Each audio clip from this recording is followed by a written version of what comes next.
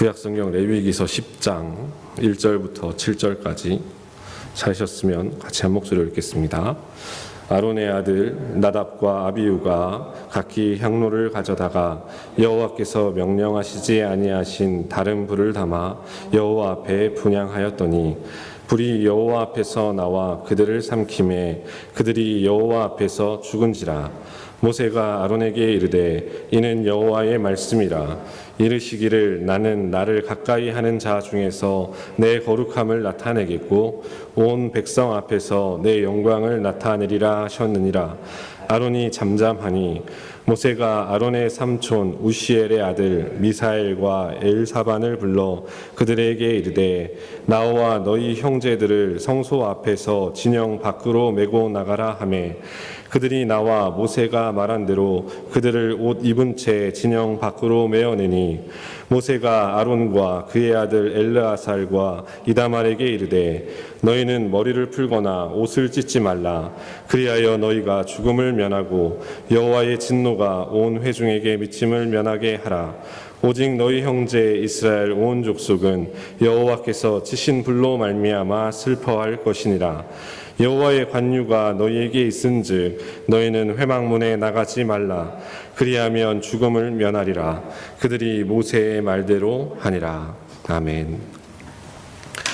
오늘도 이 밤이죠. 이 밤 시간에 수요기도회로 함께 하시는 사랑하시는 성도님들, 특별히 또 화면을 통해서 함께 찬양하고 예배하고 기도하는 사랑하는 성도님들을 주님의 이름으로 축복하고 또 환영합니다. 이 밤이 우리에게 있어서 살아계신 하나님을 뵙고 만나고 그 하나님의 임재를 경험하고 그 자리가 하나님의 영광을 보는 복된 자리가 되기를 또한 주님의 이름으로 축원을 드립니다.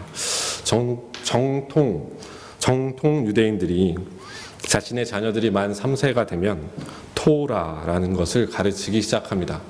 우리가 잘 아는 대로 토라는 성경에 나와 있는 구약 성경의 첫 번째 5권을 이야기하죠.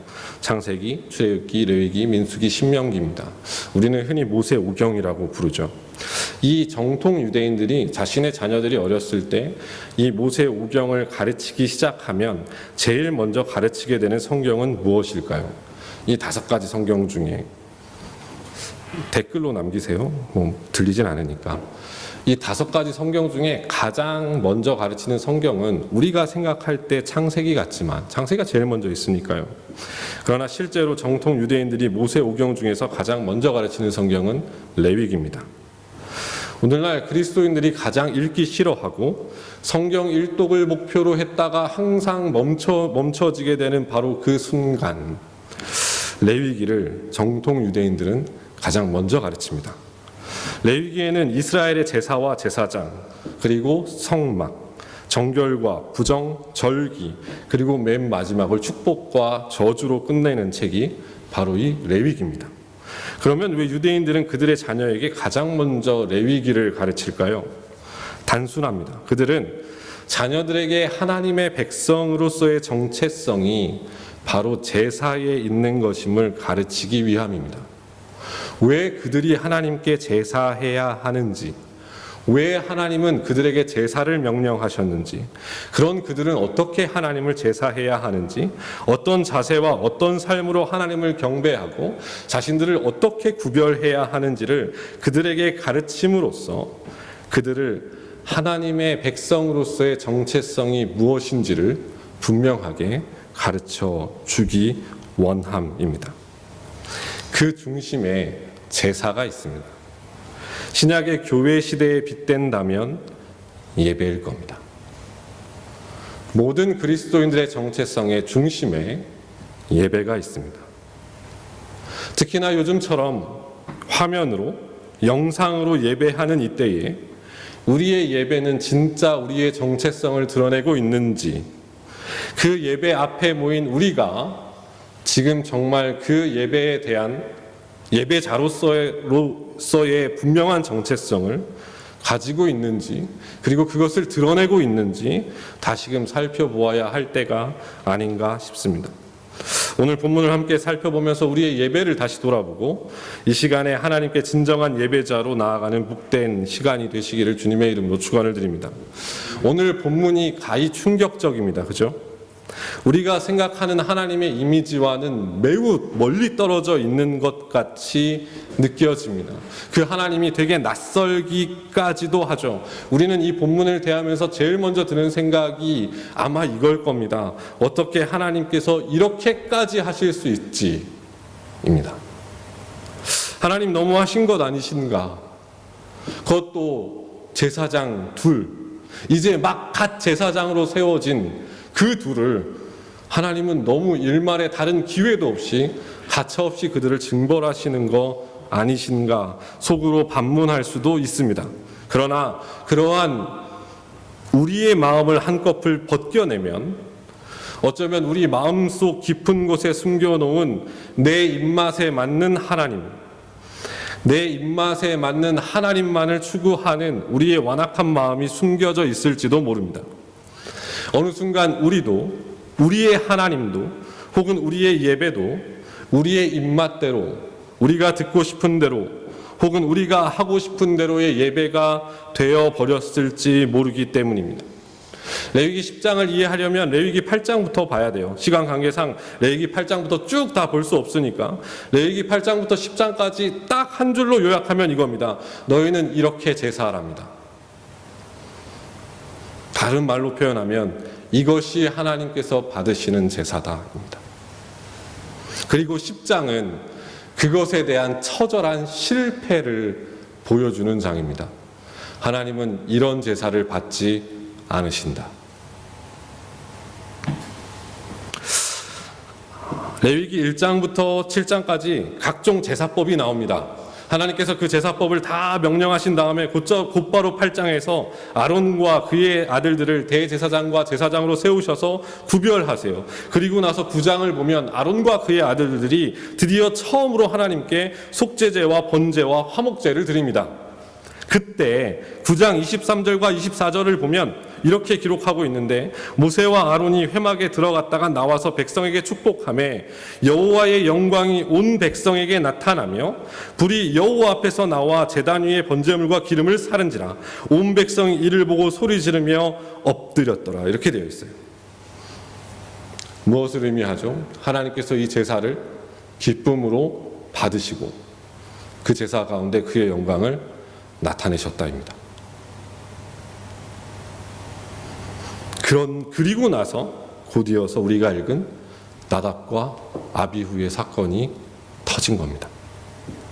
그러면 우리가 하는 첫 번째 질문은 이렇습니다. 정말 좋은 분위기였어요. 제사가 정말 잘 이루어졌어요. 하나님께서 기뻐 받으셨어요. 그의 영광을 온 이스라엘이 봤어요. 그런데 갑자기 나답과 아비후는 왜 죽었을까? 그것도 제사를 집행하던 중에, 우리 식으로 표현하면 예배 중에 죽은 거예요. 오늘날 우리 식으로 보면 예배 드리고 있는데 중간에 하나님이 그들을 징벌하시는 거예요. 왜 그러셨을까? 오늘 본문 1절과 2절을 보면 그 사건을 이렇게 기록하는데 아론의 아들 나답과 아비후가 각기 다른 향료를 가져다가 여호와께서 명령하시지 아니하신 다를 불을 담아 여호와 앞에 분향하였더니 불이 여호와 앞에서 나와 그들을 삼키매 그들이 여호와 앞에서 죽은지라. 이렇게 되어 있습니다. 그게 1절과 2절인데 1절, 2절은 이 사건을 아주 간략하게 요약하지만 실제로 여기 보면 제사장으로서 나답과 아비후의 잘못이 세 가지가 나옵니다. 첫 번째 잘못은 무엇이냐면 나답과 아비후가 각기 다른 향로를 가져왔답니다. 그러니까 우리는 흔히 나답과 아비후 그러면 다른 불만 생각하는데 실제로 그들의 범죄의 시작은 각기 다른 향로를 가져왔다부터 시작됩니다. 히브리어대로 직역하면 각기 자기의 향로를 가져왔다 이렇게 되어 있어요. 이게 무슨 잘못이냐? 원래 이 향로라고 하는 건 금향로에 불을 피우기 위해서 쓰는 건데 이 금향로에 불을 피우는 건 대제사장만 할 수 있습니다. 제사장들은 할 수가 없어요. 그러니까 애시당초 이 금향로, 그러니까 향로를 피우는 것 자체, 그건 아론만 할 수 있는 일입니다. 근데 나답과 아비후가 제사를 드리는 과정에서 보니까 하나님의 영광이 나타나고 백성들이 꿇어 엎드리는 걸 본 거예요. 그러니까 나도 한번 해봐야겠다. 하나님이 분명 대제사장만 할 수 있다고 하셨는데 나 제사장인데 어때? 그들은 자기들의 향로를 들고 들어갑니다.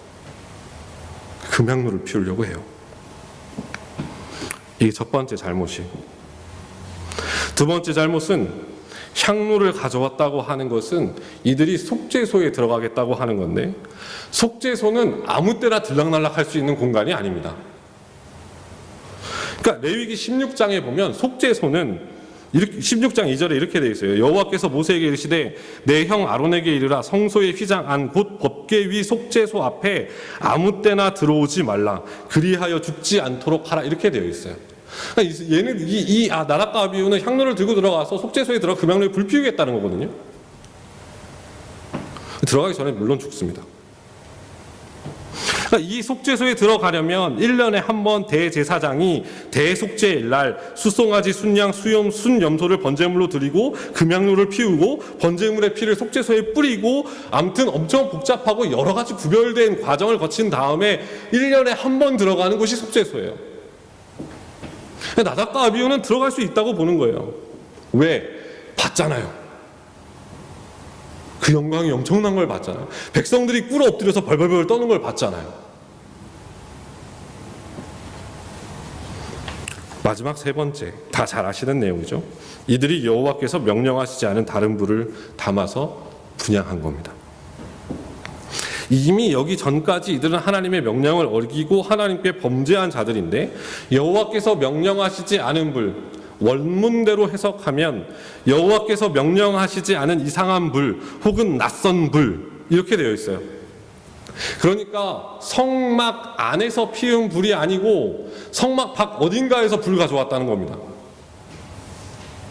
전혀 구별되지 않은 불이에요. 그거 가지고 하나님께 분향하러 들어왔다는 거예요. 원래 레위기 16장 12절에 보면 여호와 단 앞에서 피운 불을 향로에 채워야 돼요. 최소한 성막 안에 있는 불을 갖다 써야 돼요.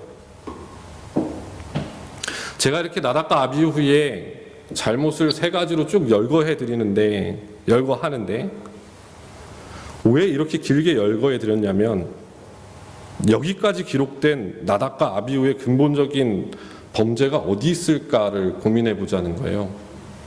이건 그들의 근본적인 마음이 아니죠. 이들은 그 근본적인 마음을 그렇게 세 가지 잘못된 방법으로 표현한 거예요.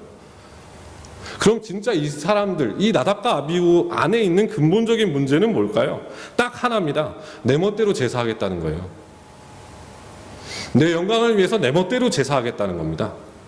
분명 하나님께서 제사에 대해서 방법과 명령을 내리셨어요. 이렇게 하라, 이렇게 경배하고 이렇게 제사하라고 하나님께서 말씀하셨는데, 이들은 그것에 대해서 중요하게 생각하지 않아요. 자신들의 생각대로, 자신들의 마음에 좋을 대로 제사하죠. 그 가장 깊은 데까지 내려가면 제사장인 이들은 하나님을 결코 두려워하지 않는 겁니다. 제사장이었던 나답과 아비후였지만 하나님에 대한 경외심은 없었던 거예요. 근본적으로 제사 드리는 자의 태도와 마음가짐이 아니었던 거죠. 그러나 하나님은 자신이 받으실 경배와 예배를 그렇게 평가절하하는 자들을 그냥 두시지 않습니다. 사랑하는 성도님들, 우리의 오늘의 예배를 함께 돌이켜보면 어떨까요? 지금 우리의 시대는요, 제사가 필요 없고 제사장이 필요가 없는 시대입니다. 왜냐하면 그리스도께서 친히 대제사장이 되셔서 우리를 대신해서 죽으시고 중보하심으로써 우리는 은혜의 보좌 앞으로 나아갈 수 있는 은혜를 입었어요. 그래서 사도 베드로는 우리를 가리켜서 왕같은 제사장들이라고 부르는 겁니다.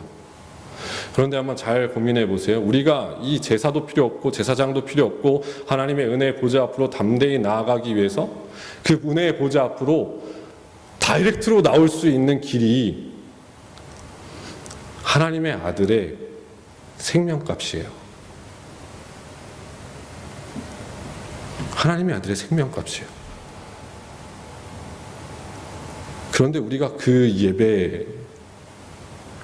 예배자로서의 태도가, 마음이, 그 깊은 근원적인 이유들이 어쩌면 이 나답과 아비후처럼 돼버리지도 않았을까요? 어느 순간 익숙해진 예배가, 혹은 바이러스가 만든 이 화면상의 예배가 우리의 마음가짐을, 혹은 우리의 태도를, 하나님 앞에 나아가는 우리 자신을 내 멋대로의 예배, 내 마음대로의 예배, 결코 하나님을 두려워하지 않는 예배로 만들고 있는 것은 아닐까요? 지금 하나님의 보좌 앞에 서 있는 우리의 모습은 어떠합니까? 지금 이 순간 하나님보다 더 중요한 것이 무엇입니까? 지금 하나님의 은혜의 보좌 앞으로 나아가는 우리의 마음과 자세는 어떠한지, 행여나 우리의 심령이 이 나답과 아비후와 같다면 다시 기억하세요. 이 은혜의 보좌 앞은 하나님 아들의 생명값입니다. 우리가 그것을 기억한다면 이 밤에 우리의 예배는, 우리의 예배의 마음은 다시 달라질 겁니다. 그러한 기회가 되는 이 밤이 되기를 소망합니다. 두 번째입니다. 우리가 이 나답과 아비후의 제사 속에서 눈여겨볼 점이 하나 있어요. 이게 약간 기이한 이야기이기도 한데, 분명 나답과 아비후는 2절에서 보면 불이 여호와 앞에서 나와 그들을 삼킴에 그들이 여호와 앞에서 죽었다, 이렇게 기록하고 있습니다. 그래서 우리가 얼핏 생각하면 나답과 아비후가 불에 타서 죽은 줄 알아요. 그런데 4절을 보면 본래 제사장은 시체를 가까이 할 수 없기 때문에 모세는 제사장이 아닌 가까운 친척을 불러서 나답과 아비후의 시체를 내어가도록 명합니다. 그런데 5절을 보면 흥미로운 기록이 나와요. 5절에 뭐라고 되어 있냐면, 그들이 나와 모세가 말한 대로 그들을 옷 입은 채 진영 밖으로 메어내니입니다. 좀 이상하지 않으세요?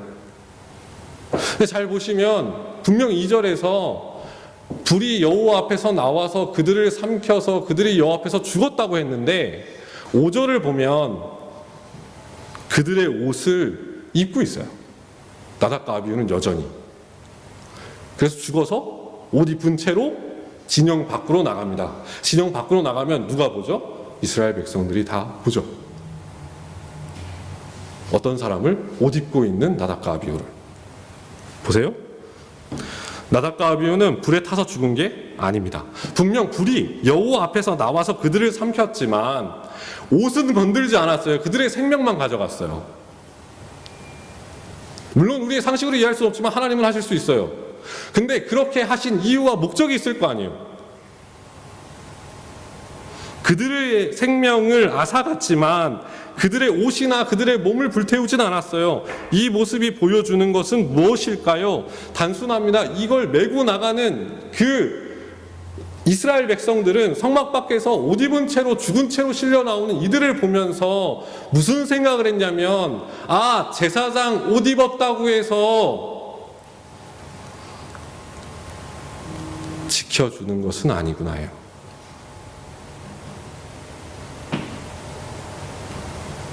여기서 그들이 옷 입은 채로 해서 옷은 히브리어 케토네트인데, 이것은 전형적인 세마포로 만들어진 제사장의 의복을 표현할 때 쓰이는 단어입니다. 그러니까 나답과 아비후가 제사장의 옷을 입고 있었지만 그 제사장의 옷이 그들을 지켜주지 못했다는 거예요. 이스라엘 백성들은 그걸 눈으로 본 겁니다. 아, 제사장인데도 불구하고, 아, 그 옷을 입고 있었는데도 불구하고 그 옷이 그들을 지켜주지 못하는구나. 도리어 그들은 그 제사장의 옷이 그들에게 하나님 앞에서 더 큰 책임과 더욱 구별된 삶과 신실한 자세를 요구하고 있구나라는 것을 보게 되죠.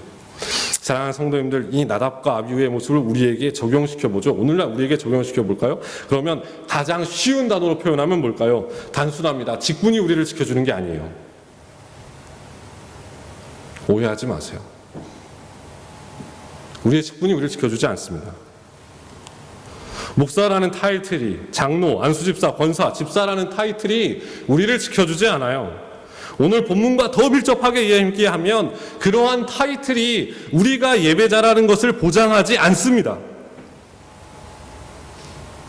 도리어 하나님은 그러한 직분을 맡은 자들에게 더욱더 구별된 예배와 삶을 요구하세요. 그러나 우리는 그러한 하나님의 부르심에 늘 발빼기 일쑤입니다. 난 목사니까, 나는 장로님이니까, 나는 권사님이니까, 나는 수집사님이니까, 나는 집사님이니까가 우리의 예배를 보장하지 않아요. 하나님은 그 사람이 어떠한 직분 자냐가 아니라 그 사람이 정말 하나님을 경외하며 하나님께 순종하며 하나님을 온전히 예배하는 사람인가를 살펴보세요. 분명 교회의 직분은 하나님을 향한 감사의 이유입니다. 저 같은 사람도 목회자로 부르셨어요. 우리 같은 사람을 하나님은 직분자로 부르셨어요. 정말 은혜죠. 감사한 일이죠. 그런데 그 직분자들이 예배를 무시하고 예배를 제멋대로 드리고 예배를 내 마음대로 생각할 때 하나님은 가차없이 더 무거운 책임을 그들에게 지우게 하신다는 것을 분명히 기억하셔야만 합니다. 그 점에서 있어서는 저도 참 부끄러운 사람일 수밖에 없습니다. 진짜 예배 많이 드렸어요. 신학교 들어가면요, 예배를 맨날 드리니까 화, 수, 목, 금 그거 출석 체크해요. 카드 찍어가지고. 신대원 들어가면 더 해요. 새벽 기도해요. 화, 수, 목, 금 6시, 채플 11시, 화, 수, 목, 금, 수요 기도회 저녁 7시 반. 다 카드 찍어야 돼요. 다 출석.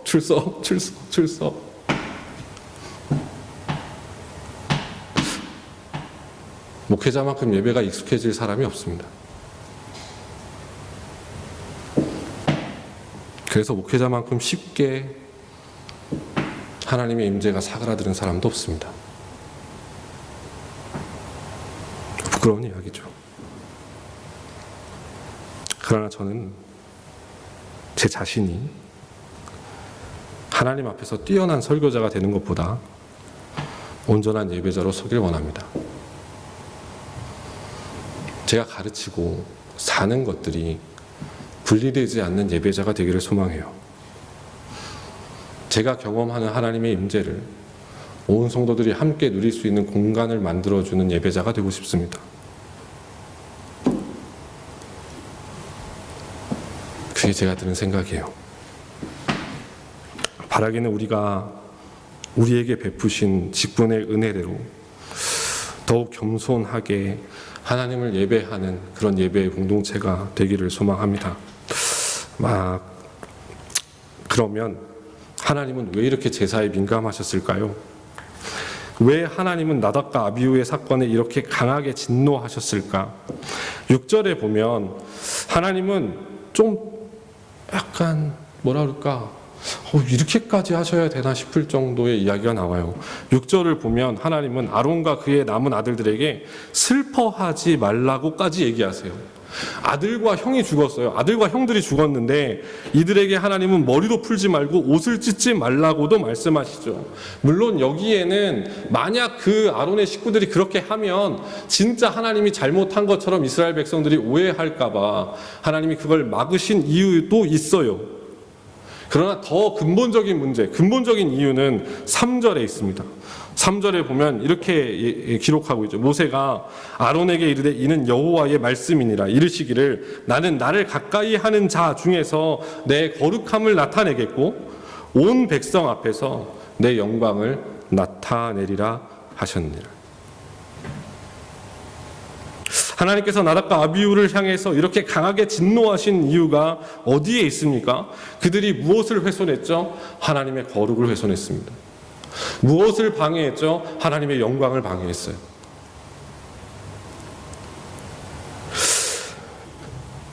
이스라엘 백성들의 제사의 목적, 이 3절에서 하나님이 밝히시는 이스라엘 백성들의 제사의 목적이 어디 있다라고 얘기하시는 거죠. 제사를 통해서 무엇을 드러내는 겁니까? 하나님의 거룩하심과 하나님의 영광이에요. 3절을 히브리 원문대로 해석하면 나는 나를 가까이 하는 자들을 통해 거룩하게 여겨질 것이답니다. 하나님의 거룩, 곧 구별됨이 하나님을 가까이 하는 자들을 통해서 드러나야 한다예요. 그리고 그 구별됨은 제사의 전 과정을 통해서 지켜져야 할 모습이라는 거죠. 오늘날 우리가 신약의 교회가 하나님을 예배하는 목적과 태도를 이 구약에서 끌고 올 수 있어요. 하나님을 예배하는 목적이 어디에 있습니까? 하나님의 거룩하심과 그분의 영광을 나타내는 거예요. 잘 생각해 보세요. 지금 그러면 우리가 예배 드리고 있는 이 순간에 여러분의 자리에서 하나님의 영광이 선포되고 있습니까? 혹은 하나님의 거룩하심이 임하고 있습니까?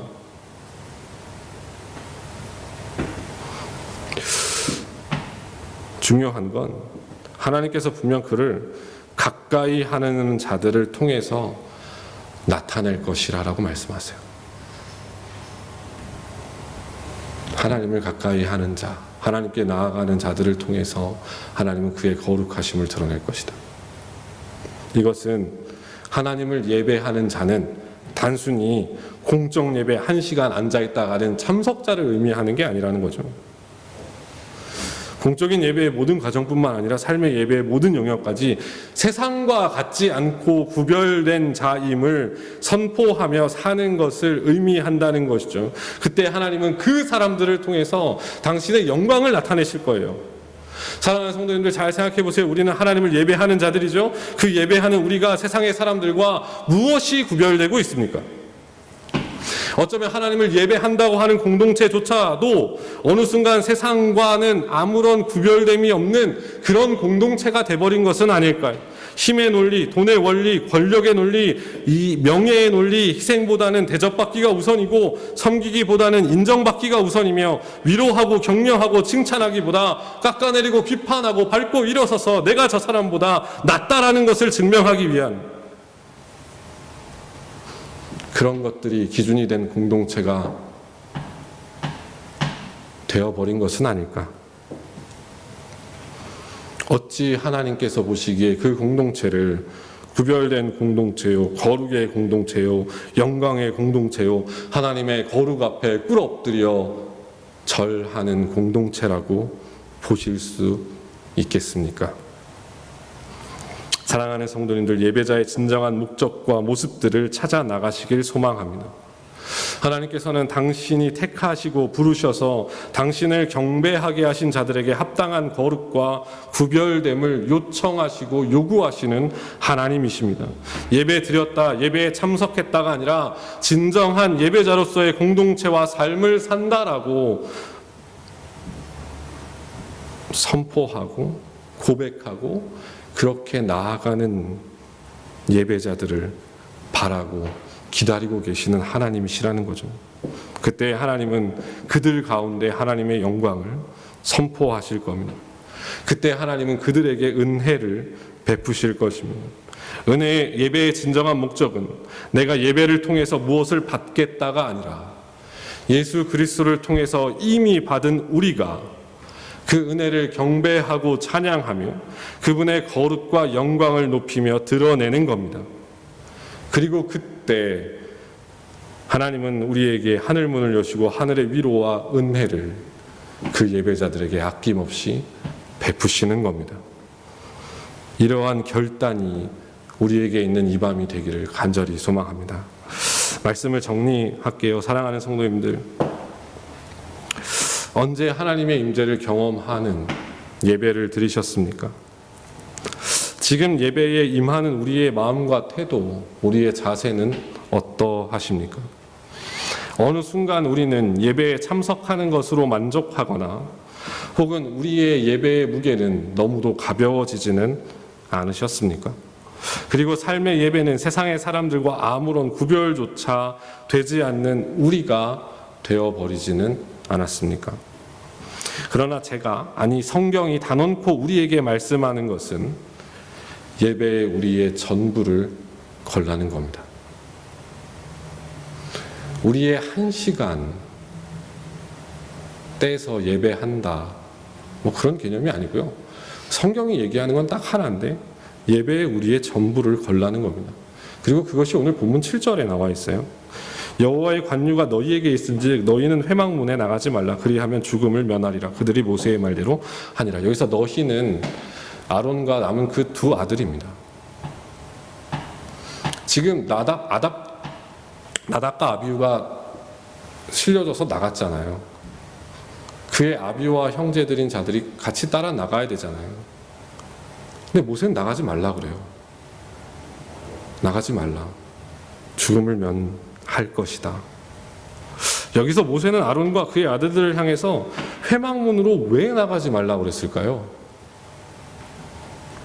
아직 제사가 종료되지 않았기 때문에 그렇습니다. 8장, 9장, 10장은 다 연결되어 있는 문맥이에요. 아직 제사가 다 맞춰지지 않은 상태에서 사람 죽었다고 나가는데 대제사장과 제사장이 따라 나갈 필요가 없다는 거예요. 제사를 먼저 마치라는 거예요.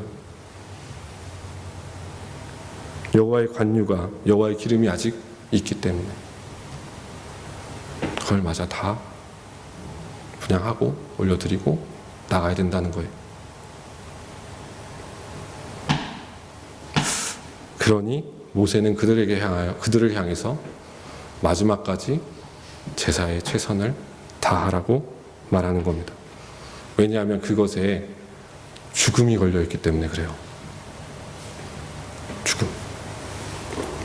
사랑하는 성도님들, 오늘 본문을 제가 말씀드리는 걸 오해하시면 안 돼요. 예배 안 드리면 하나님께서 벼락 내리신대 라고 오해하시면 안 돼요. 제가 드리는 오늘 본문의 결론은 진정한 예배자에게 진정한 영적 생명을 공급한다예요. 그리고 이 영적인 생명은 우리의 모든 삶을 좌지우지할 겁니다. 그렇기에 우리는 예배에 조금 더 정확히 말하면 진정한 예배자 되는 것에 우리의 모든 것을 걸어야 합니다. 그리고 그 모든 것을 거신 분이 누구시냐면 예수님이세요. 예수님께서 우리를 위해 예배자로 세우시기 위해서, 하나님의 은혜 보좌 앞으로 나아가게 하기 위해서 예수님께서 가지신 모든 것을 다 쏟아 부으셨어요. 그 은혜를 누려서 예배자가 된 우리가 그 어떤 것도 예배를 위해서 희생하지 않는다?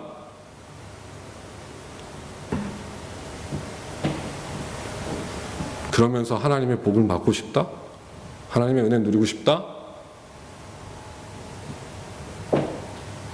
그리스도께서 우리를 예배자로 세우기 위해서 자신의 모든 것을, 생명까지 아낌없이 내어주셨던 것처럼 우리 또한 그 예배자로의 부르심에 합당하기 위해서 우리는 우리 자신이 제물이 되어서 하나님 앞에 우리 자신 전부를 내어 걸어야 돼요. 그때 비로소 우리는 진정한 예배의 능력을 경험하게 됩니다. 예배 가운데 베푸시는 하나님의 능력과 영광을 경험하게 돼요. 바이러스로 인해서 예배에 대한 고민이 많은 지금입니다. 많은 한국 교회들이, 많은 학자들이 예배에 대한 많은 논문들을 쏟아내고 있는 지금이에요. 목회자인 저도 이 시기에 예배에 대한 고민이 많은 것은 사실입니다.